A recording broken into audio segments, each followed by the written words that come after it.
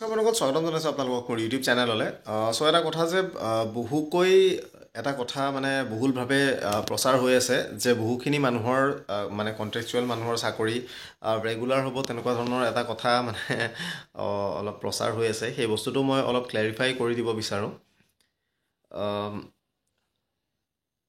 কিছুদিন বুলি ক'লে অলপ ভুল হ'ব।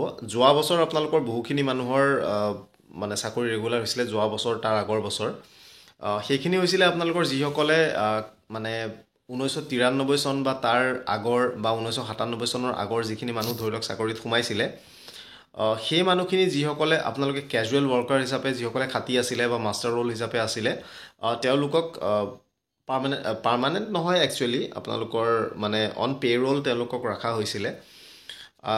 তাৰ পাছতো আপোনালোকৰ বহুখিনি মানুহ থাকি গ'ল। তেওঁলোকে মানে সেই যিটো বস্তুত তেওঁলোকক দিছিলে পে' ৰোলত, মানে ফুল্লি ৰেগুলাৰ হিচাপে বুলি নহয়, কিন্তু তেওঁলোকে সকলো সা সুবিধা তেওঁলোকে পালে। চ' এই বস্তুখিনিত বহুতখিনি মানুহ নোসোমাল। এই যিখিনি মানুহ নোসোমালে, এই নোসোমোৱা মানুহখিনি তেওঁলোকে পুনৰ হাইকোৰ্টত পিটিশ্যন ফাইল কৰিলে আৰু বৰ্তমান হাইকোৰ্টৰ ফালৰ পৰা তেওঁলোকৰ ফেভাৰত মানে ৰায়দান কৰা হৈছে।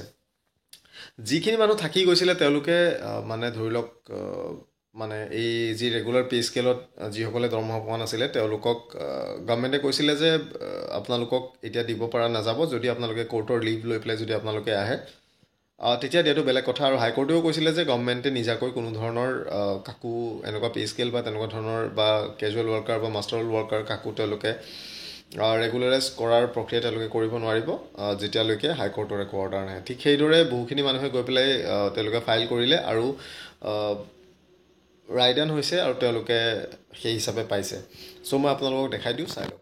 চ' ইয়াতে লিখিছে যে লোকসভা নিৰ্বাচনৰ পূৰ্বে নিযুক্তি লাভ কৰিব 1140গৰাকী অস্থায়ী কৰ্মচাৰী, অৰ্থাৎ যিসকল কেজুৱেল ৱৰ্কাৰ আছিলে বা মাষ্টাৰ ৰোল আছিলে, তেওঁলোকক কোৱা হৈছে যে অসম চৰকাৰৰ জলসম্পদ বিভাগত বছৰ ধৰি কৰ্মৰত সহস্ৰাধিক অস্থায়ী কৰ্মচাৰীৰ আনুষ্ঠানিক নিযুক্তি প্ৰক্ৰিয়া প্ৰায় সম্পূৰ্ণ হৈছে। চ' যি ৱাটাৰ ৰিচোৰ্চ ডিপাৰ্টমেণ্টত যিসকল আছিলে, তেওঁলোকৰ নিযুক্তি প্ৰক্ৰিয়া প্ৰায় সম্পূৰ্ণ হৈছে। ইতিমধ্যে সচিবালয়ৰ পৰা যাৱতীয় নিৰ্দেশনা জলসম্পদ দপ্তৰৰ মুখ্য অভিযন্তালৈ অৰ্থাৎ চিফ ইঞ্জিনিয়াৰলৈ তেওঁলোকে ফৰৱাৰ্ড কৰিছে আৰু মাৰ্চৰ 6-7 তাৰিখে জলসম্পদ বিভাগৰ মুখ্য অভিযন্তাই লাভ কৰিব 3য় আৰু 4ৰ্থ শ্ৰেণীৰ পদত নিযুক্তি লাভ কৰিব লগা 1140গৰাকী প্ৰাৰ্থীৰ নিযুক্তিৰ সবিশেষ। চ' বৰ্তমান 6-7 তাৰিখ বাৰু পাৰ হ'ল, MCCও এনফৰ্চ হৈ গ'ল। চ' এতিয়ালৈকে তেওঁলোকে পালে নে নাপালে এইটো নাজানো, মই এতিয়ালৈকে কোনো ধৰণৰ লিষ্ট দেখা নাই। চ' যদি কোনোবা আছে সেই অফিচৰ পৰা, তেওঁলোকে বেছি ভালদৰে জানিব, কিন্তু মই এতিয়ালৈকে গম পোৱা নাই বাৰু।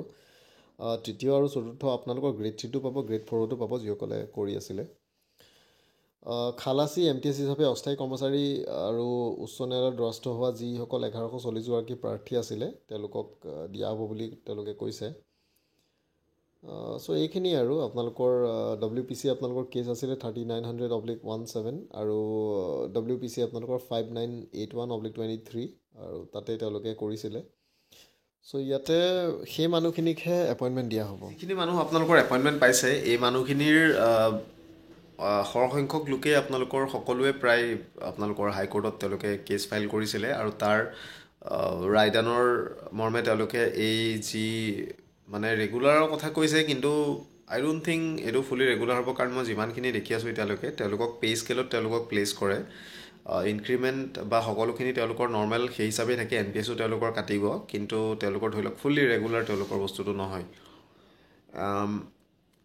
এতিয়া কথা হ'ল যে এনেকুৱা এতিয়া ৱাটাৰ ৰিচোৰ্চ বুলি নহয়, সকলো বিভাগতে আছে। আপোনালোকৰ ইৰিগেশ্যন হ'ব পাৰে, PWD হ'ব পাৰে, আপোনালোকৰ PHC হ'ব পাৰে, বা আপোনালোকৰ ডিষ্ট্ৰিক্ট এডমিনিষ্ট্ৰেশ্যন হ'ব পাৰে, তেনেকুৱা প্ৰায় সকলো বিভাগতে এনেকুৱা ধৰণৰ আপোনালোকৰ মাষ্টাৰ ৰোল বা আপোনালোকৰ কেজুৱেল ৱৰ্কাৰ্ছ বা আপোনালোকৰ মানে ধৰি লওক আনি পেলাই লগাই ৰখা বহু বছৰৰ পৰা আপোনালোকৰ 20 বছৰ 25 বছৰ কাৰোবাৰ হৈ গৈছে, তেনেকুৱা ধৰণৰ বহুখিনি মানুহ আছে। চ' এইখিনি ডাইৰেক্টলি আপোনালোকৰ বস্তুবিলাক মানে এটা কাৰণতে নহয় যে এই এনেকৈ কাৰো ৰেগুলাৰ কৰিবলৈ সেই বস্তুটো বন্ধ কৰি ৰাখিছে। আৰু সেইটো যদি আপোনালোকে হাইকোৰ্টত আপোনালোকে কেছ যদি ফাইল কৰে, তাৰপিছত যদি তেওঁলোকে ৰায়দান দিয়ে, তাৰ পাছত আপোনালোকে ধৰি লওক পে' স্কেল হওক বা কিবা হওক সেইটো আপোনালোকে পাবলৈ সক্ষম হ'ব। কিন্তু সেইটোৰ কাৰণে আপোনালোকৰ ফাইল কৰিবলৈ হ'লে আপোনালোকৰ যিমান ধৰি লওক আপোনালোকে এতিয়ালৈকে কাম কৰিলে সেই সকলোখিনি আপোনালোকৰ মানে অৰ্ডাৰ কপি হওক সকলোখিনি বস্তু আপোনালোকৰ লাগিব। চ' এইখিনিয়ে বস্তু, যাৰে তাৰে আপোনালোকৰ মানে চাকৰি ৰেগুলাৰ তেনেকুৱা ধৰণৰ কৰা কথা নহয়। এইটো আপোনালোকৰ হাইকোৰ্টৰ মানে অৰ্ডাৰৰ পাছতহে এই যিখিনি মানুহে বছৰ ধৰি কাম কৰি আছিলে সেইখিনি মানুহৰহে কৰা হৈছে, অন্যান্য লোকৰ নহয়। চ' ইমানে আছিলে, থেংক ইউ ভিডিঅ'টো চোৱাৰ কাৰণে। নতুন ভিডিঅ'তে আকৌ লগ পাম। আজিলৈ ইমানেই।